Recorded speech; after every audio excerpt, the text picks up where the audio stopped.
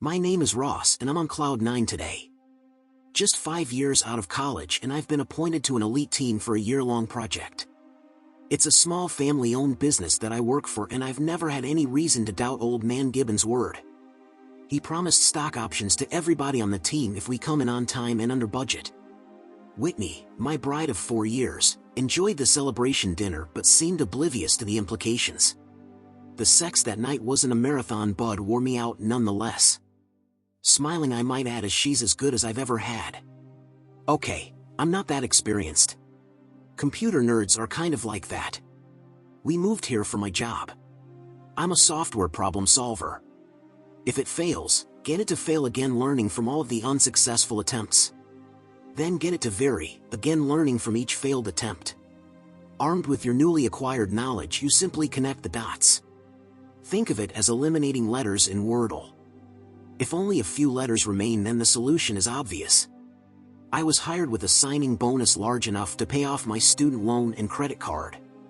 Not much left after that, but I'm debt-free other than car loans. Whitney and I married 6 months after the move. We were engaged and living together at the time of the move. The wedding was held back in her hometown about 30 miles away. She doesn't have a college degree, so she works doing mostly clerical stuff. Her current job has lasted 2 years and she seems to like this one.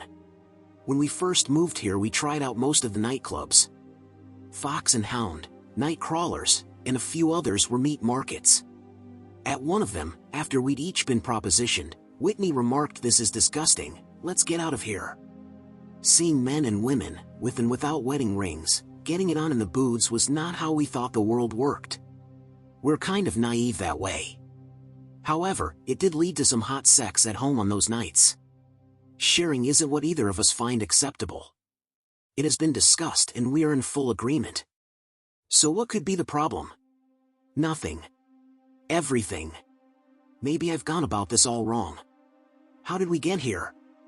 Well, I guess the moisture on the slope started to accumulate about 6 months ago when Whitney and her friends began stopping off on Friday afternoons at a pub. That pub is next to the parking garage by the office building where she works. It's also where I'd met Whitney for lunch a few times. Typical Irish decor, including the pudgy round-faced guy nursing his beer. They even carried the alcohol-free version of Ireland's famous brew for those that wanted the putrid taste without the buzz. It was far from a pickup joint.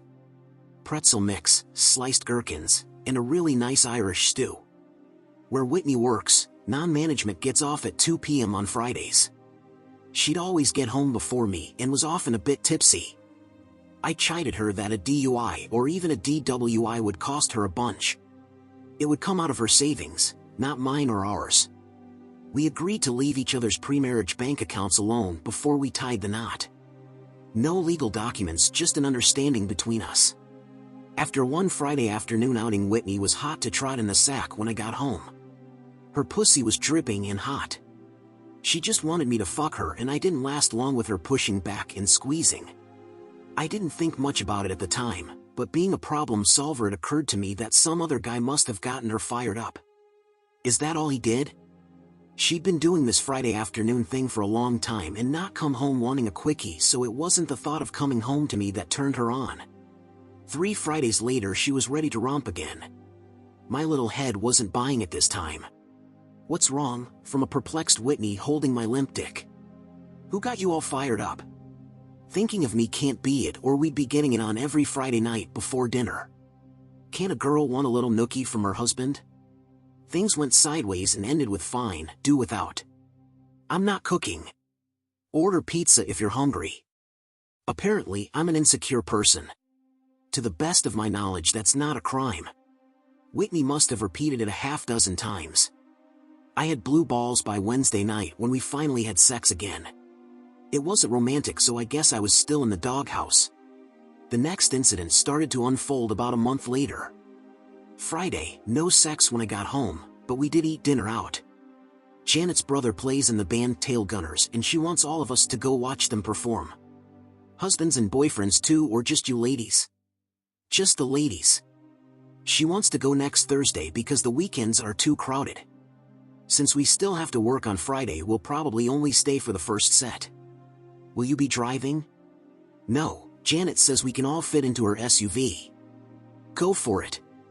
Of course it wasn't exactly as portrayed. When Whitney came out in her heels and a tight-fitting short dress with plenty of cleavage showing, I objected. Excuse me, but married women don't go out dressed like that without their husbands. Oh please. I don't know if there's a dress code. For a raunchy band you don't know if there's a dress code? My guess is that shirt, shorts, and shoes are all that's needed. Where are you going? I don't know.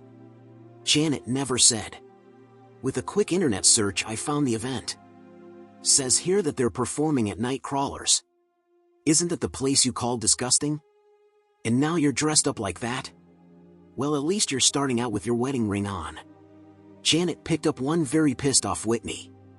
On her return the anger was still raging strong.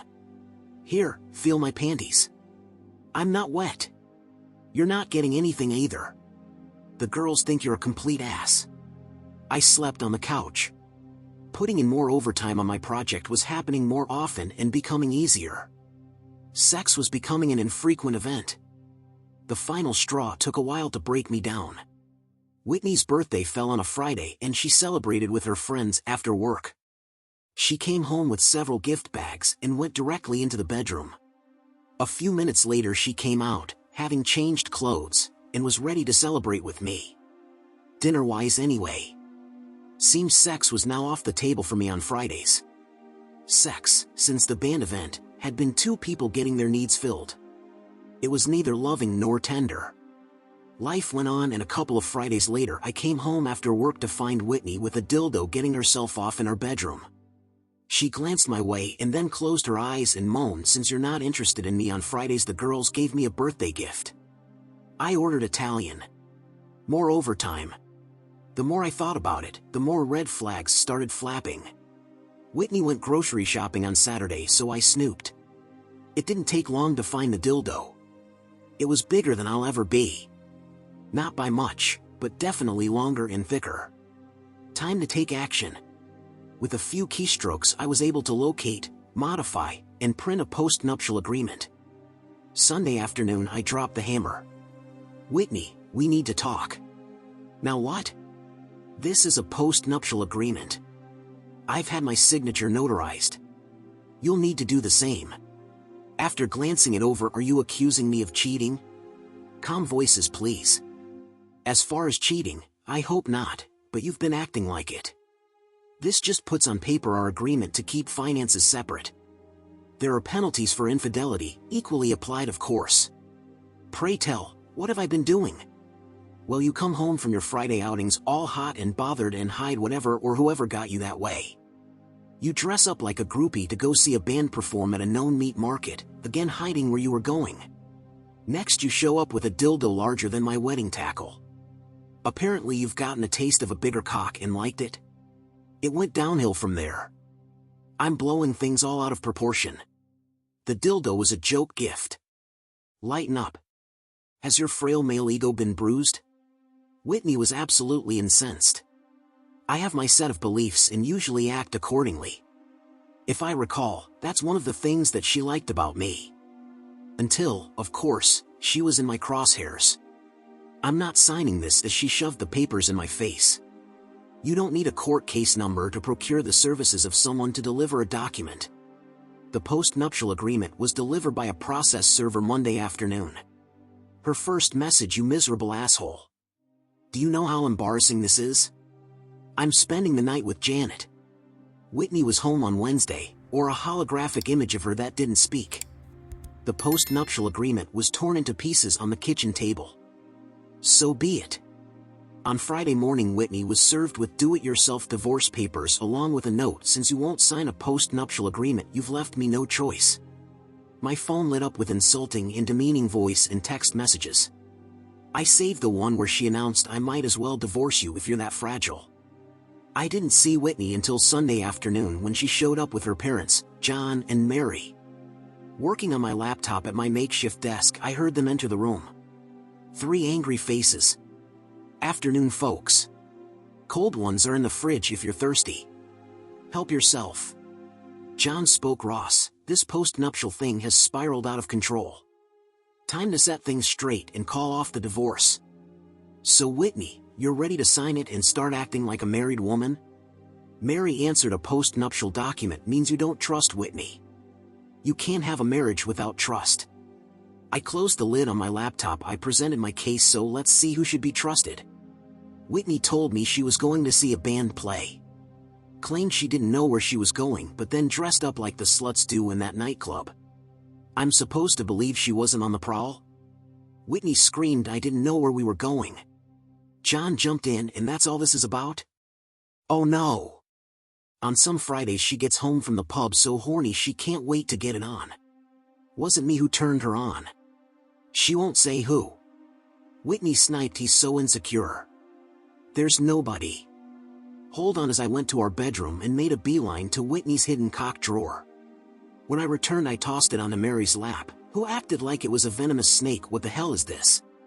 The dildo went skidding across the floor. Well, it's called a dildo. It's your daughter's.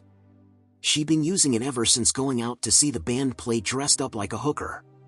Can't tell you why her girlfriends thought she needed one. She uses it, even in front of me. Tell them, Whitney. Tell them that it's fatter and longer than I've ever been and will ever be. If this is what she's used to now, I'll never be able to satisfy her again. Time to move on, don't you think? John broke the awkward silence that ensued. Whitney? It's not like that. Ross has been insinuating that I've been cheating on him.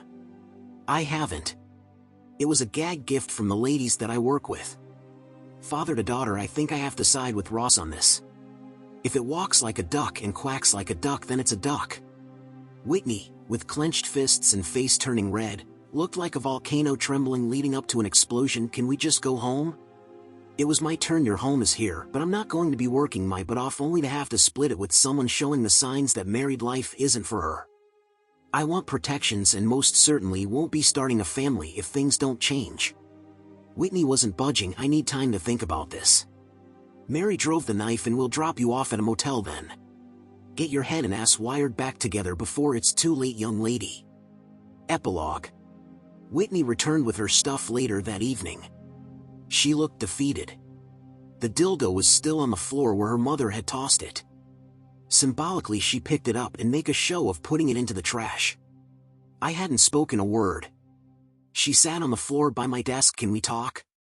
Friday afternoons with the girls, when she came home all hot to trot, she told me why.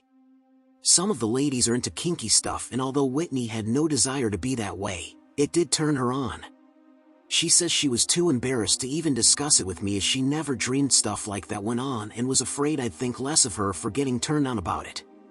Anytime I want a polygraph test to prove her fidelity, she says she's more than willing to take one.